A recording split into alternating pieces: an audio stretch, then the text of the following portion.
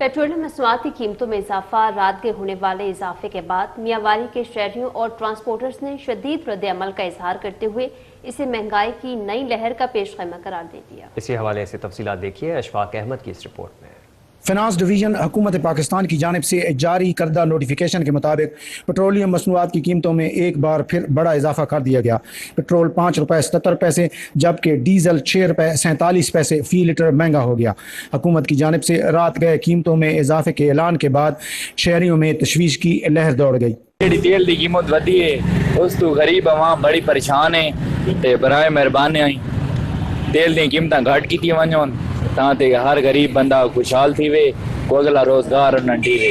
Petroleum मसनूआत की कीमतों में इजाफे से आवाम की चीखें निकल चुकी हैं। मौजूदा हुकूमत का पैसों में जो कीमत है वो कम करते हैं और रुपयों में बढ़ाते हैं, जिससे आवाम का जीना बिल्कुल दुश्वार हो चुका है। दूसरी जानिब ट्रांसपोर्टर्स भी पेट्रोलियम मसनूआत की कीमतों में इजाफा से परेशान हैं।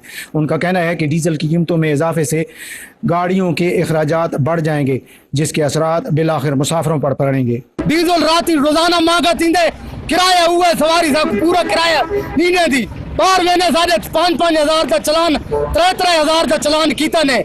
पेट्रोलियम मसनूआत की कीमतों में इजाफा के बाद अब आवाम की नज़रें हुकूमत की जानिब से किसी मुमकिना रिलीफ पैकेज पर हैं।